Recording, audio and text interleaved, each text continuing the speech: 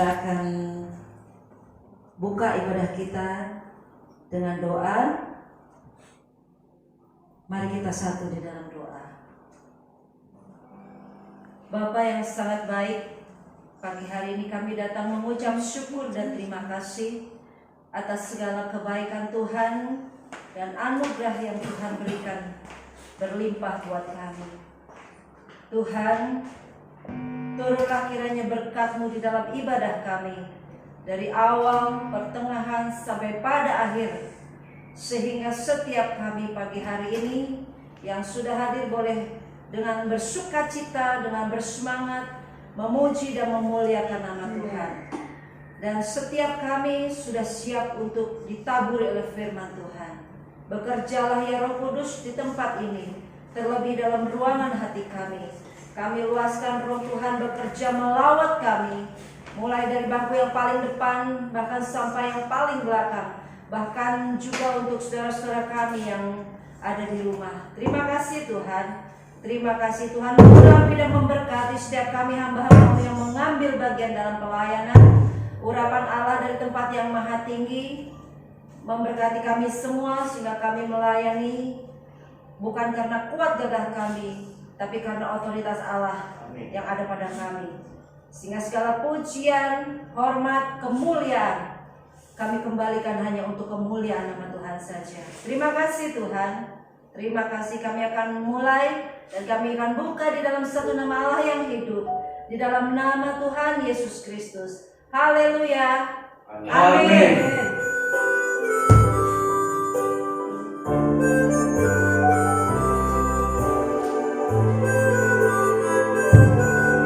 Puji nama Tuhan, saat pagi hari ini kita datang kepada Tuhan karena kita mau menyaksikan betapa baiknya Tuhan dalam hidup kita. Kita mau menceritakan betapa anugerah Tuhan itu besar dalam hidup kita. Mari kita berikan syukur kita kepada Tuhan, karena hari lepas hari Tuhan selalu ada bagi kita semuanya. Ku berikan syukurku Tuhan buat kebaikan-Mu.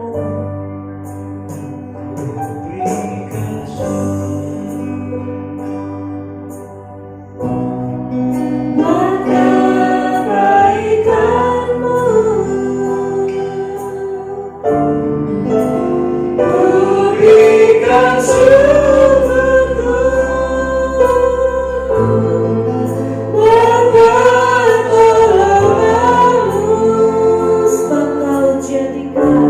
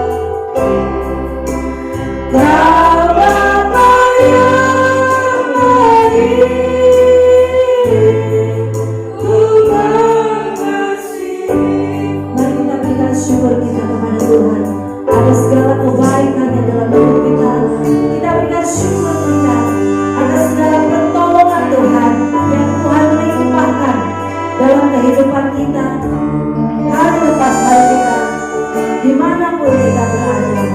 Sebab Tuhan layak. Kita puji, kita sembah, kita agung, kita muliakan nama-Nya. Oh haleluya, Yesus Tuhan. Sungguh Kau Allah yang sangat baik, teramat baik. Mari kita bangkit berdiri, Bapak Ibu kasih. Kau Bapa yang baik, selalu besertaku. Ya, setiap detik,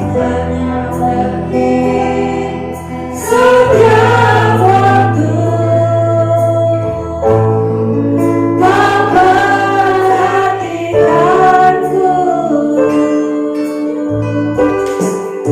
Kau Bapa yang setia, Kau Bapa yang setia, yang selalu menjaga, selalu menjagaku. Terima kasih Yesus. Kau angkatku bila ku jatuh. Kau menolongku dengan syukur. Ku berikan syukur pada kebaikan-Mu. Naikkan syukur bagi Tuhan. Ku berikan syukur buat pertolongan-Mu.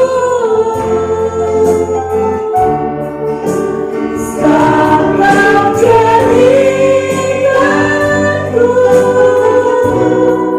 berada di matamu.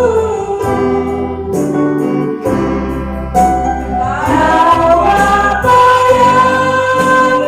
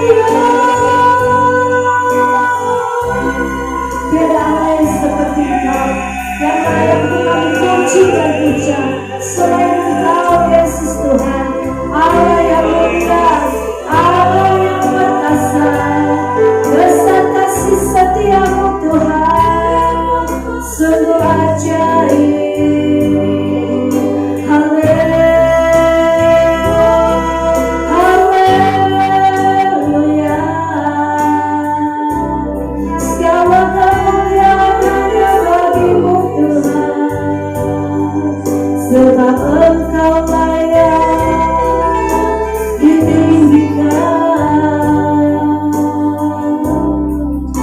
Oh haleluya. Mari kita katakan pujian sekali lagi. Ku berikan syukurku buat kebaikan-Mu Tuhan. Haleluya. Ku berikan syukurku buat kebaikan-Mu. Amin. Ku berikan syukurku buat pertolongan-Mu.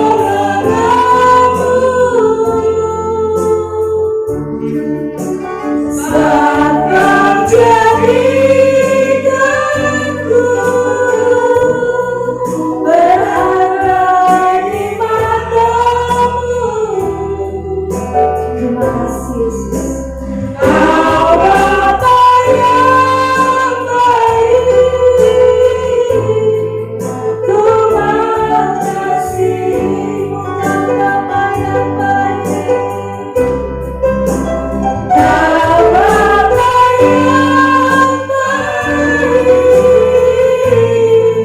ku mengasihi semua Bapa yang baik. Kau Bapa yang baik, ku mengasihi-Mu. Kemuliaan hanya bagi Tuhan saja, dan pujian nama-Mu Tuhan. Oh haleluya, haleluya. Allah yang kita sembah adalah Allah yang sungguh sangat baik. Amin saudara. Besarlah Allah kita, namanya patut ditinggikan. Haleluya. Siapa puji Tuhan? Siapa puji Tuhan? Haleluya. Besarlah Tuhan dan layak dipuji. Mari kita angkat suara bagi Tuhan. Kita tinggikan nama-Nya yang agung.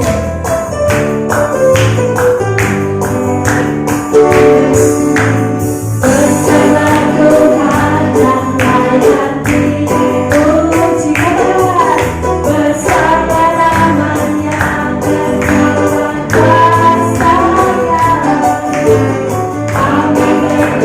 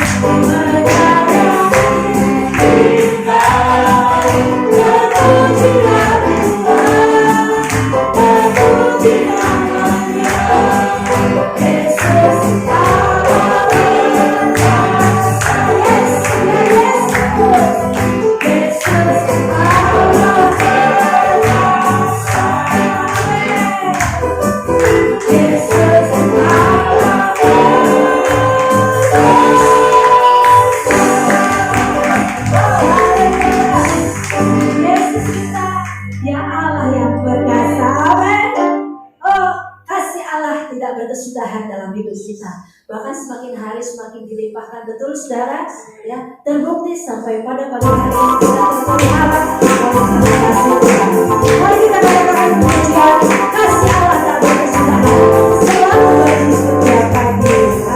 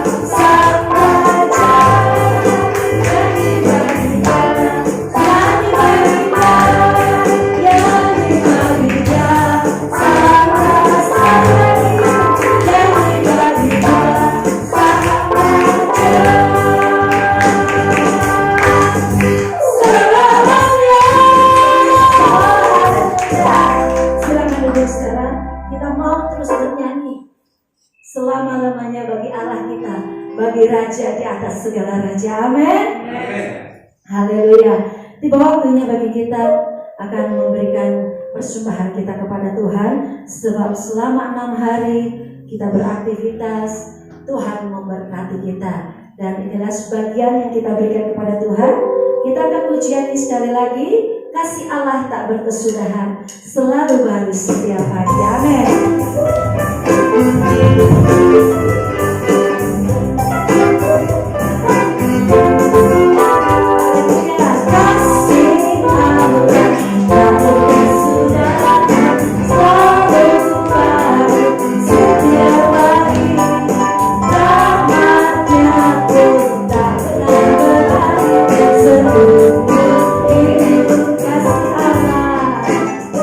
Kasih Allah tak berkesudahan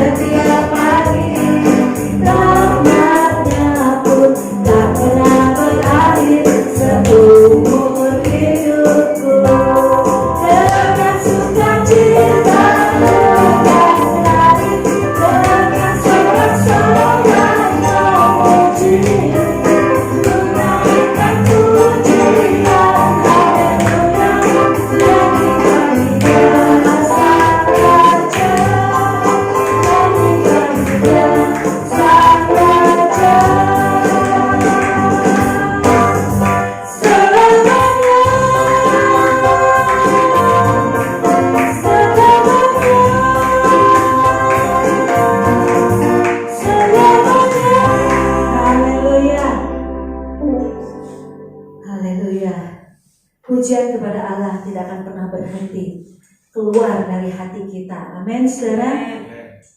Haleluya. Saudara, yang ada dalam hidup kita, yang kita pegang adalah janji Tuhan.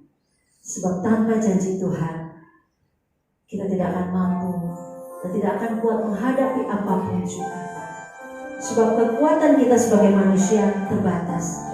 Tapi kalau kita boleh ada, itu semua karena janji firman Tuhan, ya dan amin, selalu tergenapi dalam hidup kita, sehingga membuat kita bisa berdiri kokoh di hadapan Tuhan dalam menghadapi apapun juga. Sebab janji Tuhan seperti fajar pagi hari. Amin, saudara. Mari kita persiapkan hati kita untuk masuk ke firman Tuhan. Janji firman Tuhan seperti fajar pagi hari yang tiada pernah terlambat bersinar. Janjimu seperti fajar pagi hari. Janjimu seperti fajar pagi hari yang tiada pernah terlambat bersinar. Cintamu seperti surga yang mengalir, dan ku tak berkenan dalam kasih-Mu. Katakan janji-Mu. Janji-Mu seperti fajar pagi hari. Percayalah janji Tuhan itu seperti fajar yang selalu bersinar. Amin. Cintamu seperti sungai yang mengalir, dan ku jauh betapa dalam kasih-Mu. Amin. Betapa dalamnya kasih Tuhan. Ketika ku hadapi kehidupan ini, jalan mana yang harus ku pilih? Ku tahu ku tak mampu, ku tahu ku tak sanggup. Hanya Kau Tuhan tempat jawabanku. Amin. Katakan, aku pun tahu ku tak pernah sendiri. Sebab ada Allah, ya Tuhan, yang melindungi. Oh haleluya. Tangan-Mu membelaiku, cinta-Mu memuaskanku. Kau mengangkatku ke tempat yang tinggi. Janji-Mu seperti fajar pagi hari yang tiada pernah terlambat bersinar. Cinta-Mu seperti sungai yang mengalir, dan ku tak pernah dalam kasih-Mu. Betapa dalamnya kasih Tuhan dalam hidup kita. Mari saudara, saya mengundang kita semua bangkit berdiri. Oh haleluya Yesus. Betapa baiknya Tuhan dalam kehidupan kami. Setiap langkah demi langkah Tuhan selalu menyertai kami. Bahkan di saat kami merasakan kami tidak punya kekuatan, kami merasa tidak mampu dan tidak sanggup, Tuhan menjadi tempat jawaban bagi kami. Terima kasih Yesus. Kau tidak pernah membiarkan kami berjalan sendirian. Tangan-Mu Tuhan selalu menuntun kami, membawa kami sesuai dengan rencana Tuhan.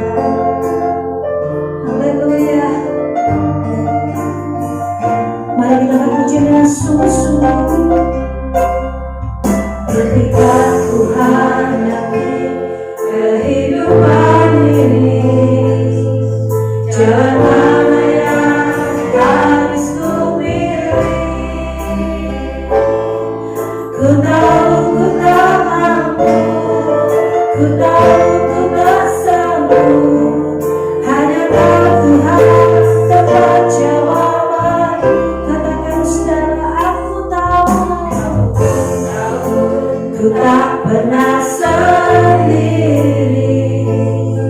sebab Engkau Allah yang menggendongku. Tangan Tuhan selalu menopang, membelaiku, cintamu memuaskanku. Kau mengangkatku ke tempat yang tinggi, janjimu. Haleluya. Dan tiada pernah terlambat bersinar. Cintamu seperti sungai yang mengalir. Dan ku tahu betapa dalam kasih-Mu.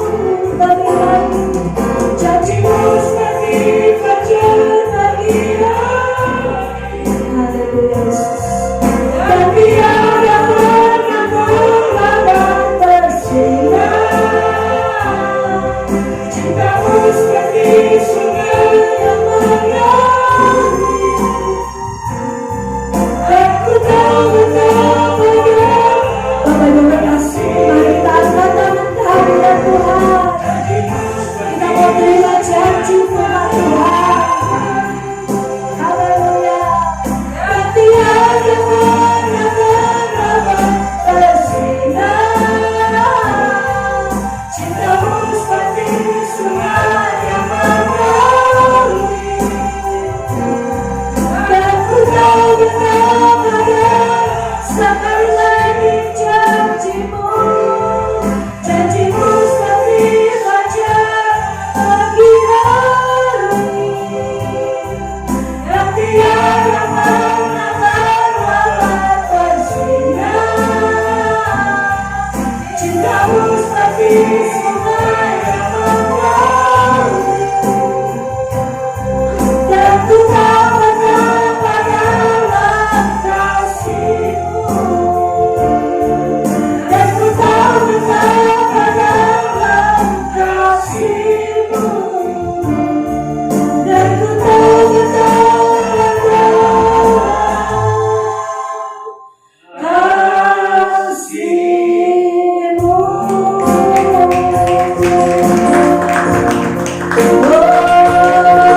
Betapa dalamnya kasih-Mu Tuhan. Tidak ada kasih yang besar seperti kasih Yesus. Haleluya. Sungguh kami bersyukur punya Allah yang baik seperti-Mu Tuhan. Terima kasih, terima kasih,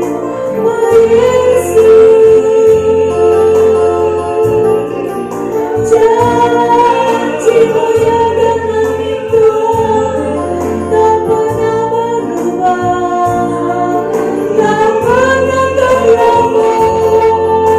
Haleluya, syukur bagi-Mu.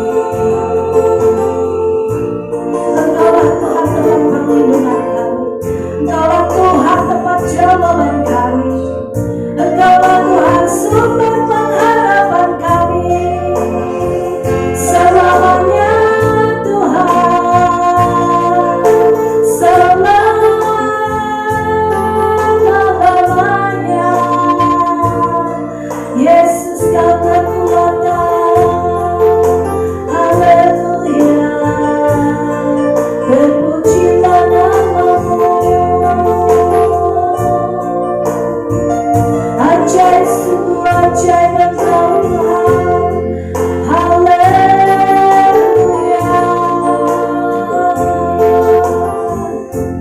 Haleluya.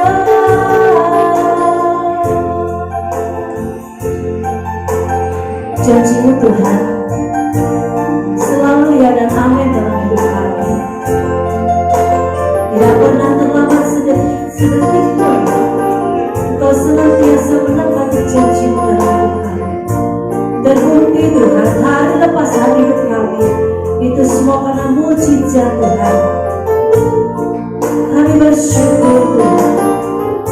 Kami bersyukur kepada-Mu. Haleluya. Terima kasih Tuhan. Terpujilah nama-Mu. Terpujilah nama-Mu Bapa.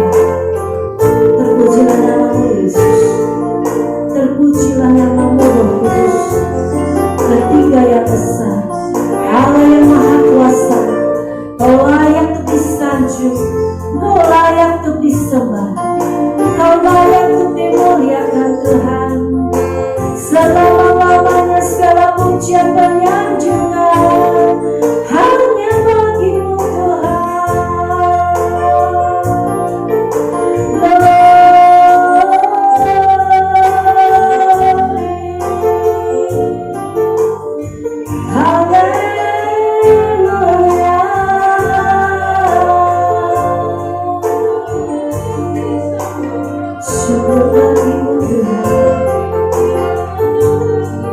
Kami rasakan hidup kami karena anugerah Tuhan. Saat kami tidak mampu, Tuhan senantiasa memberi kekuatan buat kami.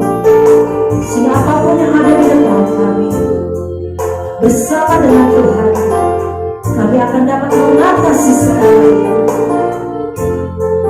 Terima kasih Yesus. Terima kasih Tuhan. Haleluya. Oh haleluya. Biar yang bernafas memuji-Mu, mengatakan Engkau Tuhan, Allah yang maha kuasa, Raja segala raja. Haleluya.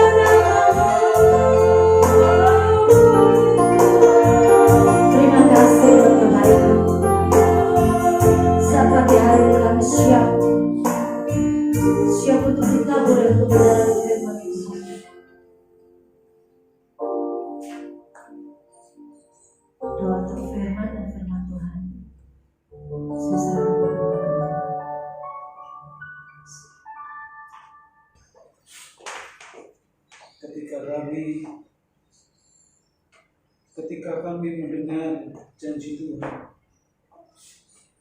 maka hati kami merasa tenang dan betul. Amin. Ketika kami mengingat janji Tuhan, maka kami mempunyai semangat dalam hidup. Sekarang berfirmanlah Tuhan, kami siap untuk mendengar. Dalam nama Tuhan Yesus Kristus yang berdoa. Amin. Puji Tuhan, apa kabar Bapak Ibu? Haleluya.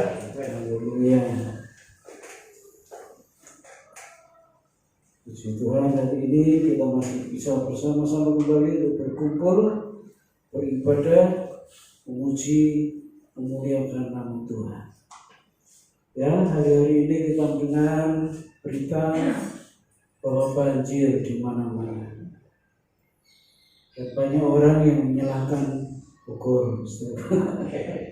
Bogor disalahkan oleh banyak kota karena mengirim banyak air, saudaraku. Ya, tapi saya bersyukur sekali bahwa sekalipun kita dengar di mana-mana ada banjir, tetapi Tuhan masih pelihara, bukan saja orang-orang Kristen, tapi orang-orang yang di luar Kristen pun Tuhan pelihara dan Tuhan lindungi, saudaraku, ya. Sehingga kita tidak melihat mendengar korban yang banyak akibat peristiwa ini. Tuhan masih mengasihi Indonesia, saudaraku. Manusia adalah makhluk sosial. Artinya apa? Bahwa manusia tidak bisa hidup sendiri. Manusia saling membutuhkan satu sama yang lain, dimanapun dia berada, apakah di kota besar atau di pelosok-pelosok. Ya, itulah namanya makhluk sosial. Manusia tidak bisa hidup sendiri dan tidak bisa berdiri sendiri, saling membutuhkan. Pedagang perlu pembeli, dan sebaliknya orang yang mau membeli berkata dengan orang yang berdagang, yaitu saling memerlukan, saling membutuhkan. Guru perlu murid, ya. Kalau nggak ada murid itu ngajar siapa? Dan murid juga perlu guru, dipimpin, dididik, diarahkan, saling membutuhkan. Itulah yang namanya makhluk sosial, ya. Saling memerlukan, saling membutuhkan. Tidak bisa hidup sendiri dan tidak bisa berdiri sendiri. Nah, kalau kita perhatikan baik-baik, maka sebetulnya ada 4 tipe manusia. Ada 4 tipe manusia, dan salah satunya hari ini kita akan bicarakan dalam khotbah pada siang hari ini. Yang pertama adalah orang lapangan. Orang lapangan itu dia tidak bisa bekerja di belakang meja, duduk di kantor, nggak bisa. Dia akan gelisah, dia nggak akan tahan lama. Dia lebih senang ke lapangan, langsung bertemu dengan orang-orang, langsung bertemu dengan klien, langsung bertemu dengan banyak orang. Itu orang lapangan. Jadi kalau orang lapangan ditaruh di sebuah kantor, dalam posisi dia punya meja dan ada kursi, dia duduk di situ, nggak bisa dia. Dia pengennya keluar, berinteraksi dengan banyak orang, dan di situ biasanya dia lebih berkembang, orang lapangan. Lalu yang kedua, selain orang lapangan, pemimpin. Dia mampu untuk mengarahkan orang. Dia mampu untuk orang mendengar, mengikuti apa yang dia bicarakan dan apa yang dia mau. Dia mampu membuat orang mengikuti kemana dia berjalan. Kadang-kadang dia lupa bahwa dia pun perlu dipimpin oleh orang lain. Ya. Ini bagi siapa saja, baik perempuan maupun laki-laki. Ada tipe lapangan yang nggak bisa kerja duduk hanya di ruangan, nggak bisa. Yang kedua adalah pemimpin. Dia mempunyai kemampuan untuk mengarahkan, untuk membuat orang mengikuti apa yang dia bicarakan dan apa yang dia mau. Pemimpin. Yang ketiga, tipe yang ketiga, konseptor. Dia pintar, dia punya banyak ide, dan dia bisa mengkonsepkan setiap idenya dalam sebuah rancangan. Itu seorang konseptor. Dia punya banyak ide, dia taruh di kertas, dia rancang.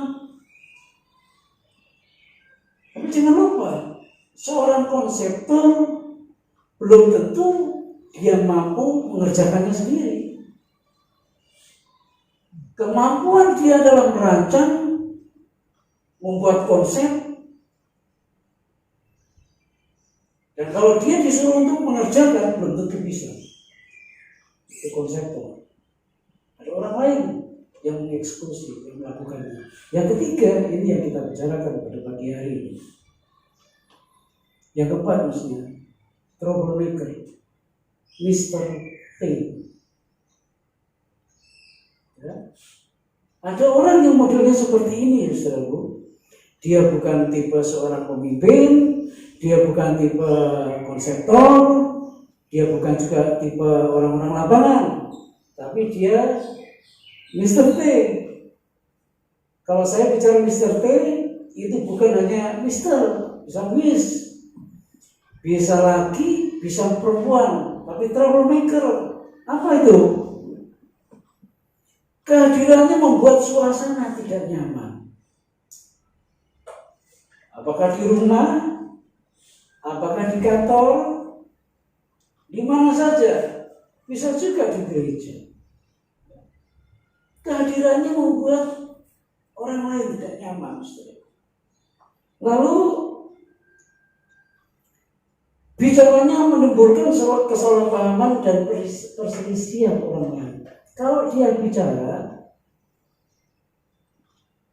itu sering dan hampir sering membuat orang lain salah paham, bukan hanya berhenti di salah paham, tapi membuat orang lain ribut.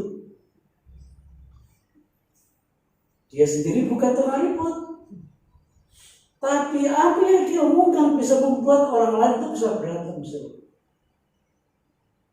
Yang pertama, dia membuat ketidaknyamanan.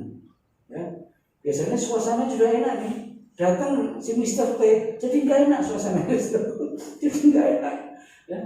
Ada di rumah tangga juga seperti itu juga. Ya.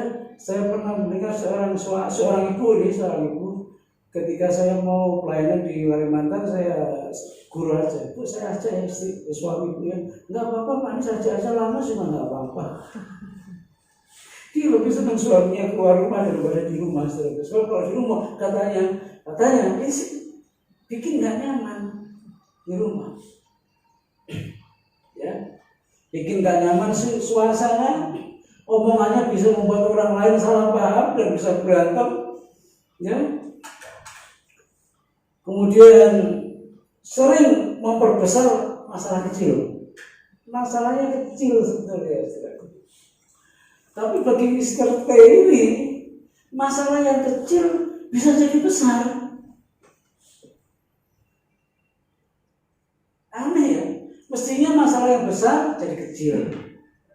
Tapi kalau Mr. T ini datang, di mana dia berada, masalah yang kecil, yang sepele itu bisa jadi runyam, bisa jadi besar. Ini Mr. T. Kita mau bicara pagi ini tentang Mr. T. Siapa sebenarnya Mr. T ini? Ayo. Roma pasal 16 ayat 17. Tetapi aku menasihatkan kamu, saudara-saudara, supaya kamu waspada terhadap mereka yang bertentangan dengan pengajaran yang telah kamu terima, menimbulkan perpecahan dan godaan, sebab itu hindarilah mereka. Mr. T adalah sosok yang menimbulkan perpecahan, perbantahan, percekcokan, suasana tidak nyaman. Dan itu ada di mana-mana. Kalau Paulus nulis surat Roma ini berarti ini juga ada di Jumat-Jumat, ada di gereja. Di sini sih gak ada, karena sedikit orangnya. Kalau di gereja-gereja banyak anggotanya, Mr. T itu pasti ada, ya, pasti ada. Ya, bikin runyam, bikin suasana nggak nyaman, bikin perpecahan, bikin kelompok-kelompok, bukan kelompok sel, tapi grup-grupan. Itu Mr. T ada. Di gereja juga ada. Dan saya bersyukur di sini sangat tidak ada. Siapa Mr. T itu? Yakobus pasal 3 ayat 16. Ini Mr. T. Yakobus pasal 3 ayat 16. Sebab di mana ada iri hati dan mementingkan diri sendiri, di situ ada kekacauan dan segala macam perbuatan jahat. Mr. T itu yang pertama adalah iri hati. Kalau iri hati menyusup dalam hati manusia, Maka tadi dikatakan akan menimbulkan percekcokan, perbantahan, perpecahan, kekacauan. Itu iri hati. Iri hati itu tidak senang melihat keberhasilan orang lain. Iri. Dia tahu kemampuannya nggak sampai ke situ, tapi dia mau apa yang dimiliki, diraih oleh orang lain, itu dia mau ambil. Itu iri hati. Tapi dia sadar dia nggak mampu ke situ.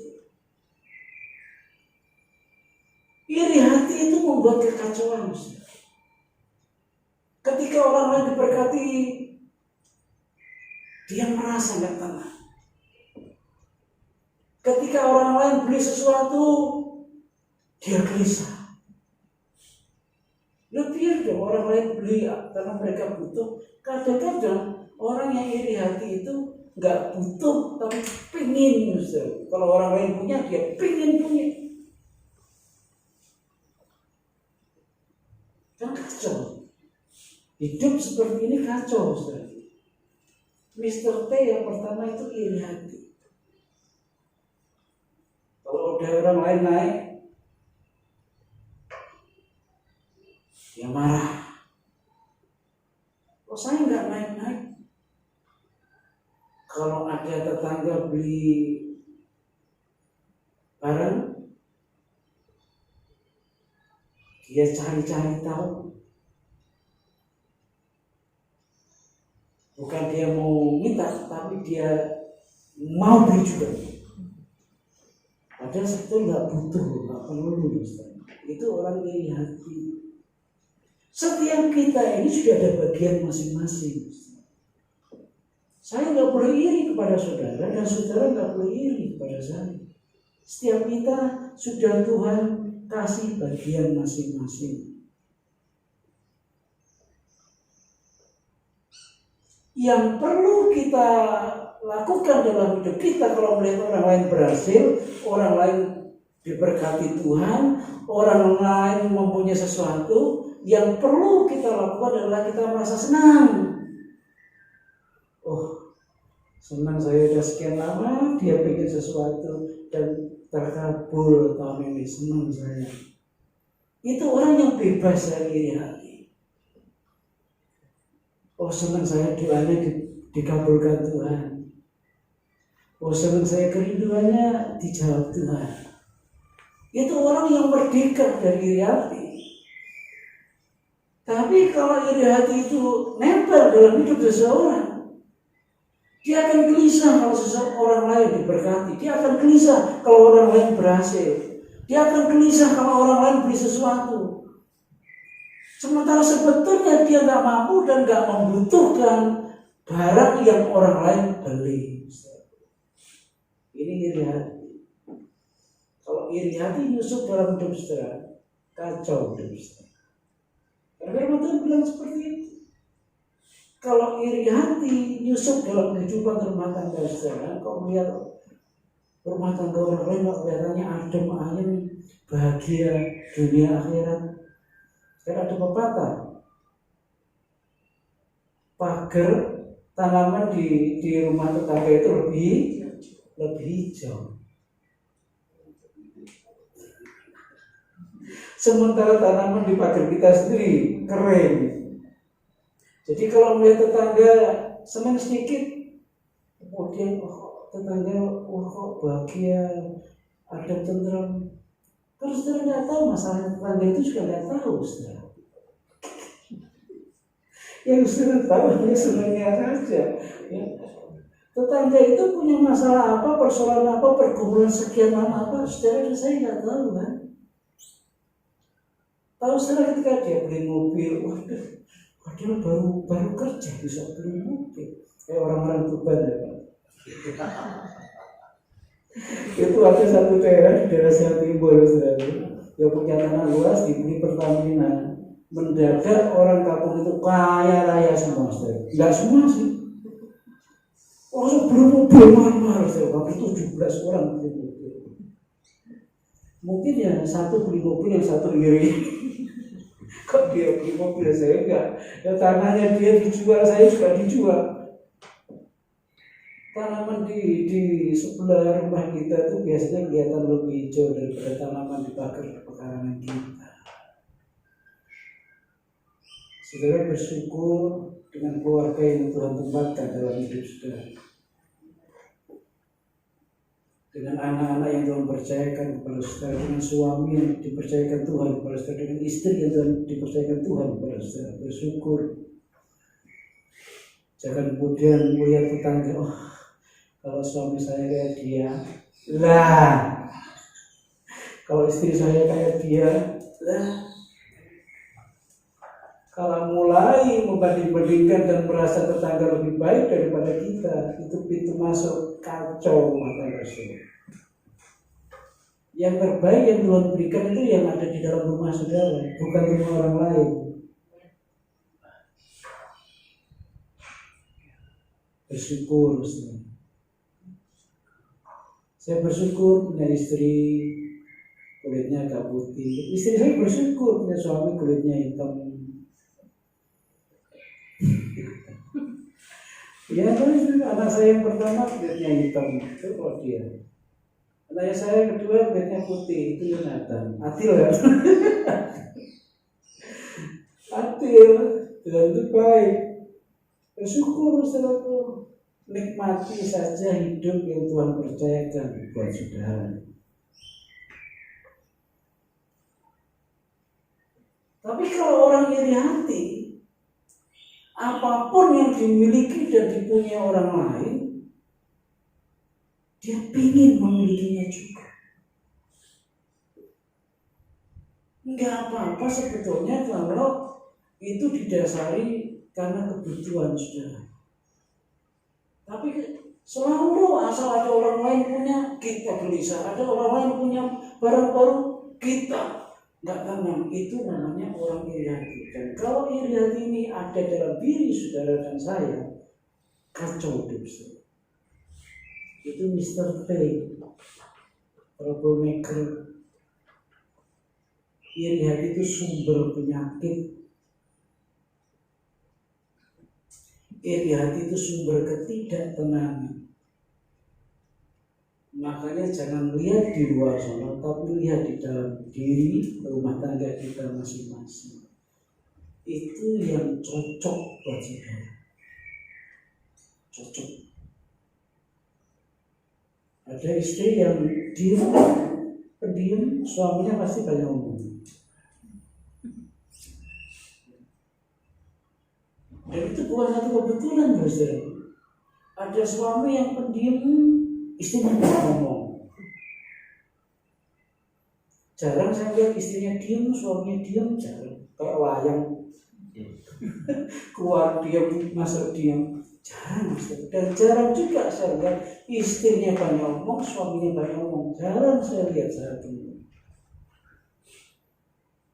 Saling melengkapi. Saudaraku, Mr. T yang pertama apa? Iri hati. Kalau iri hati ada dalam diri kita, sumber kekacauan. Yang kedua, tidak pernah merasa puas. Tidak pernah merasa puas dengan apa yang dimiliki, selalu mengeluh dan tidak bisa mensyukuri kebaikan Tuhan. Mari kita lihat 1 Timotius 6 ayat 10. 1 Timotius 6 ayat 10. Karena akar segala kejahatan ialah cinta uang. Sebab oleh memburu uanglah beberapa orang telah menyimpang dari iman dan menyiksa dirinya dengan berbagai-bagai duka. Tidak pernah merasa puas dengan berkat yang Tuhan percayakan kepada dia. Ya. Karena akar segala kejahatan ialah cinta uang. Jangan salah dalam melihat ayat ini. Akar segala kejahatan bukan uang, bukan. Tapi cinta uang itu, lihat itu ayatnya. Bukan uang itu akan segala kejahatan, bukan. Uang itu netral posisinya, saudara. Di tangan orang yang takut akan Tuhan, uang itu jadi berkat dan memberkati dia. Di tangan orang yang jahat, uang itu akan menjadi perangkap buat dia. Jadi uangnya sendiri itu netral. Bukan uangnya yang jahat, tapi karena cinta akan uang, melebihi cinta kepada Tuhan, melebihi cinta kepada keluarga, melebihi cinta pada dirinya sendiri, maka timbullah berbagai macam kejahatan. Bukan uangnya yang jahat, saudara. Kita kan perlu duit, amin saudara. Kita perlu duit, gereja juga perlu duit. Kita makan perlu duit buat beli. Kalau saya berkata uang itu jahat, jangan pegang duit. Jangan pegang duit. Kalau kita perlu duit dan kita pegang duit, ya, semakin dapatnya banyak, semakin hatinya bergembira. Kan seperti itu. Semakin menipis, semakin sedih, biasanya seperti itu. Tapi karena tidak mensyukuri tadi berkat Tuhan, yang namanya Mr. T yang kedua tidak bisa bersyukur, selalu merasa kurang, tidak pernah puas, maka dia kejar. Berapa banyak karena orang cari uang, mereka tidak memperhatikan keluarganya. Ayo, alasannya selalu uang kan buat keluarga. Tapi berapa banyak keluarga yang terlantar karena apakah itu suami atau istri cari uang demikian getolnya sampai keluarga nggak diperhatikan baik. Anak sudah mandi belum? Sudah urusan lah. Ayam aja bisa mandi sendiri, ya. Suami sudah siapin makanan belum? Nggak urusan lah. Saya masih sibuk cari uang.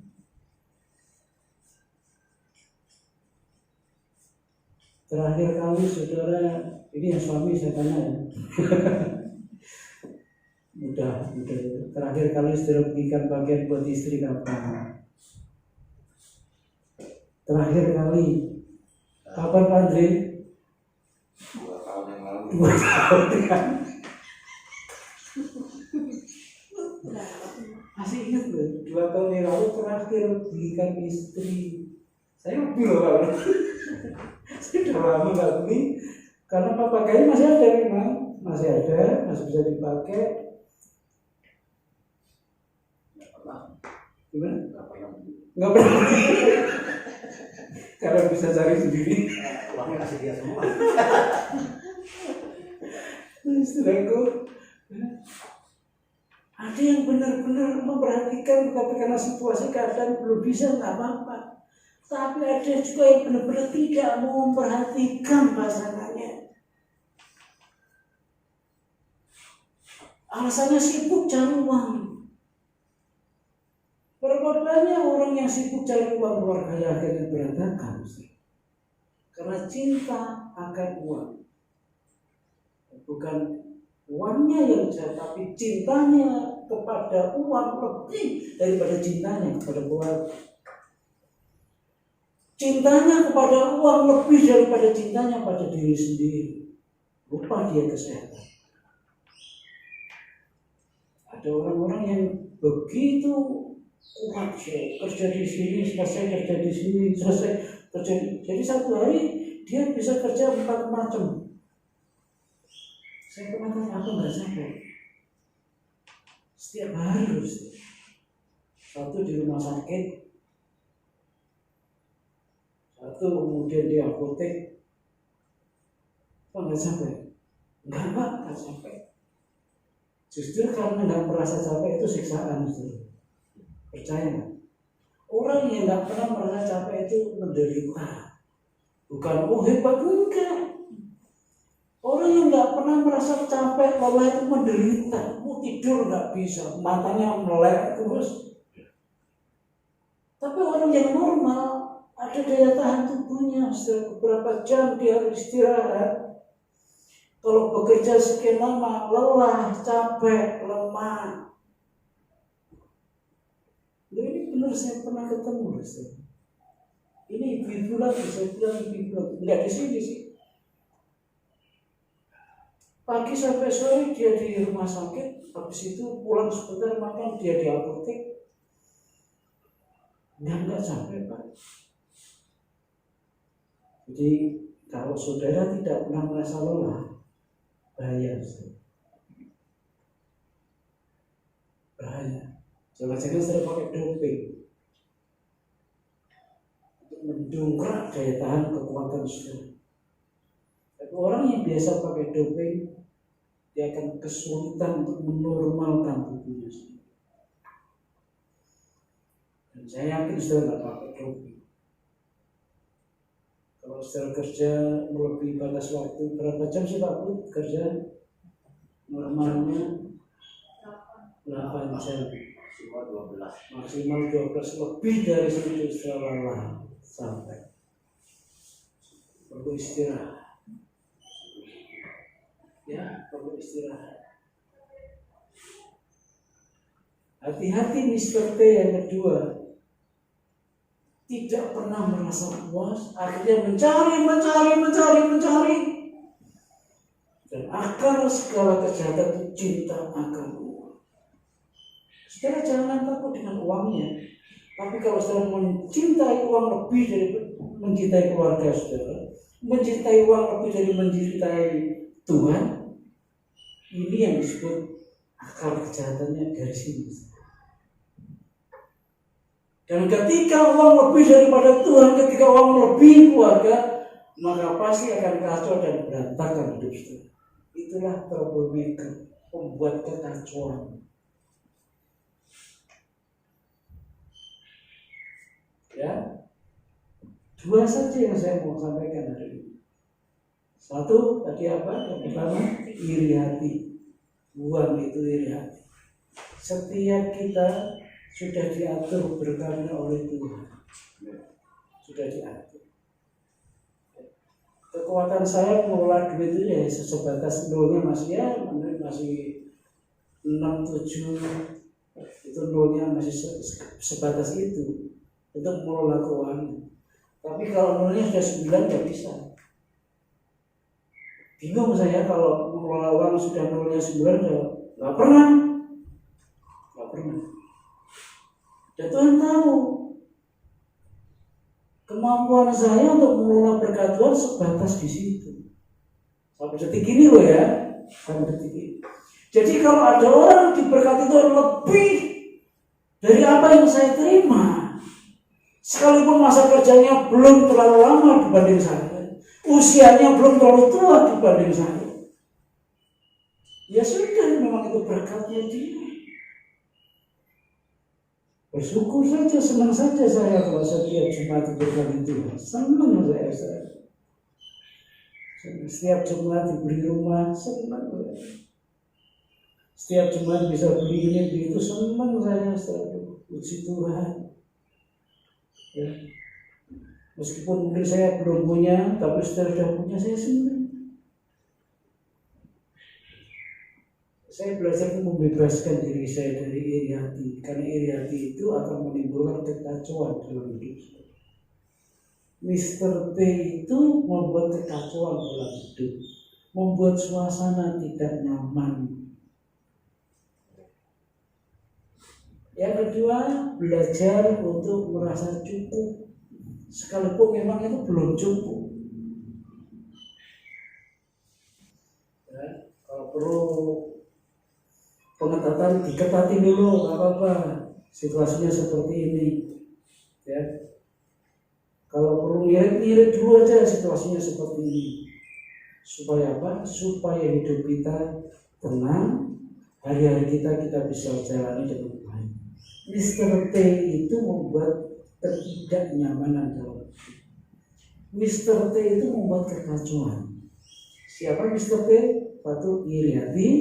Dua, selalu merasa tidak cukup. Kalau dua hal ini ada dalam hidup kita, kacau hidup kita. Maka bagaimana kita harus mengatasi Mr. T ini? Harus ada caranya, jangan dibiarkan. Ya, nah, caranya seperti ini. 1 Petrus 4 ayat 7. Kesudahan segala sesuatu sudah dekat, karena itu kuasailah dirimu dan jadilah tenang supaya kamu dapat berdoa. Kuasai diri. Kuasai diri, menguasai diri. Kalau Mr. T didiamkan, nempel dalam hidup saudara, kacau hidup saudara, kacau rumah tangga saudara, kacau ekonomi saudara. Maka firman Tuhan berkata, kuasai dirimu. Ya, supaya kamu tenang, tidak gusar-gusur, supaya kamu tenang, bisa melihat apa yang Tuhan percayakan dalam dirimu, bukan melihat apa yang Tuhan percayakan dalam diri orang lain. Tidak. Yang Tuhan percayakan dalam diri saudara itu apa? Saudara bisa melihat, oh ini.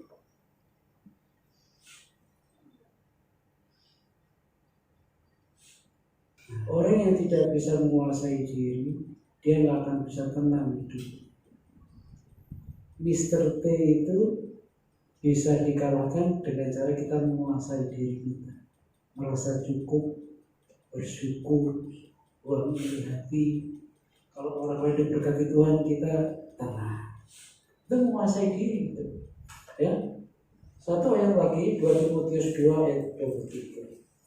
Hindarilah soal yang dicari-cari, yang bodoh, yang tidak layak. Engkau tahu bahwa soal-soal itu menimbulkan pertengkaran.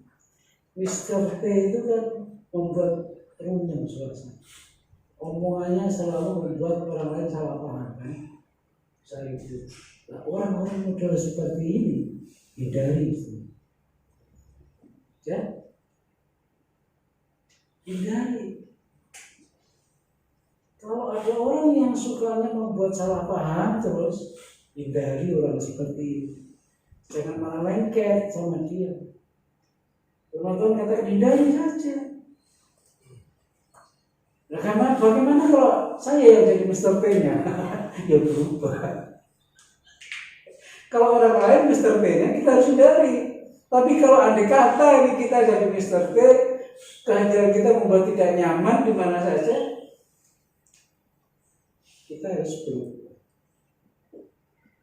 Selain hidup kita kacau, kita membuat kekacauan hidup orang lain, maka kita harus berubah. Mr. T itu hanya bisa dikalahkan. Yang pertama, kita harus bisa menguasai diri. Yang kedua, kita harus hindari. Kalau itu Mr. T-nya orang lain, hindari saja. Gak apa-apa kehilangan 1-2 teman, tapi saudara akan diberkati Tuhan. Saya rela kehilangan 1-2 teman yang Mr. T seperti ini, asal saja Tuhan pulihkan hubungan saya, baik dengan keluarga, baik dengan Tuhan, baik dengan teman-teman yang lain, ya, baik juga berkat Tuhan. Sebab kekacauan itu membuat berkacauan yang kami bisa lurus, dan sampai ke kita. Maka hidup kita harus tenang. Ya. Di Mazmur kan 133,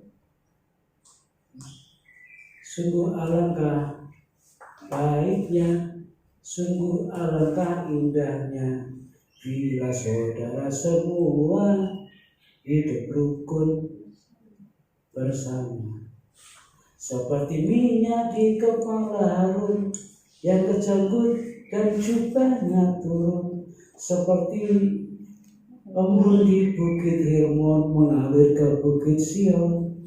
Sebab ke sana Tuhan memerintahkan berkat. Kemana? Ke setiap orang yang hidupnya rukun. Kalau rumah tangga saudara rukun, pasti berkat Tuhan sampai ke rumah tangga saudara. Tapi kalau rumah tangga saudara kacau, berkatnya balik lagi. Ya, lagi kuasai diri, ya, buang iri hati, belajar mengucap syukur. Tuhan berkati saudara. Amin. Pagi hari ini kami diingatkan kembali tentang orang-orang yang di sekitar kami.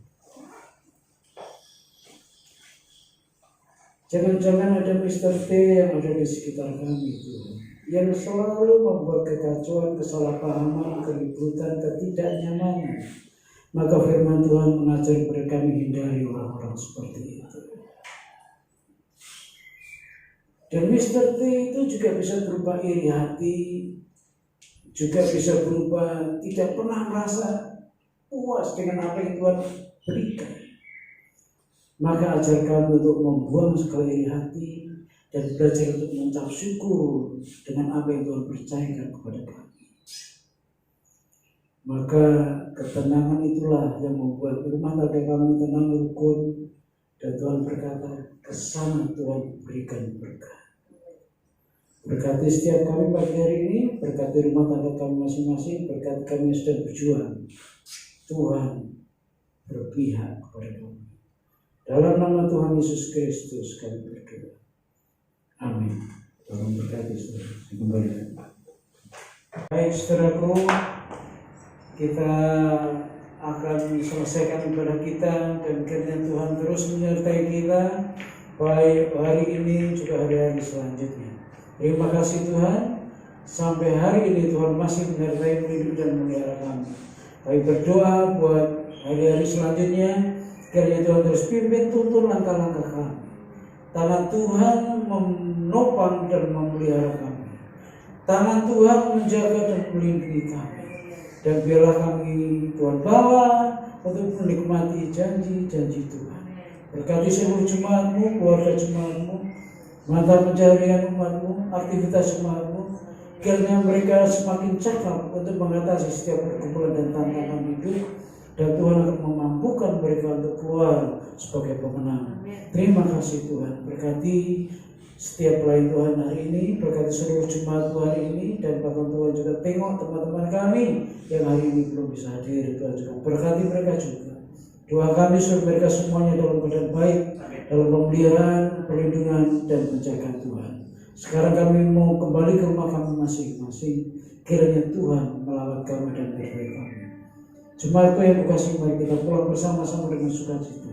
Kiranya kasih karunia dari Allah Bapa, penyertaan dari Tuhan Yesus Kristus, dan persekutuan Roh Kudus akan mengambil menyertai kita dari saat ini sampai Tuhan datang yang kedua kali. Amin. Kami memuji bersama-sama.